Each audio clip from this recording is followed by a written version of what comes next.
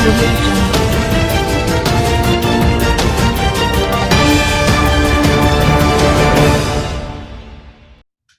अस्सलामुअलैकुम। आप देख रहे हैं के न्यूज HD। मैं हूं किरण इरशाद। खबर शामिल करते हैं शेखुपुरा से।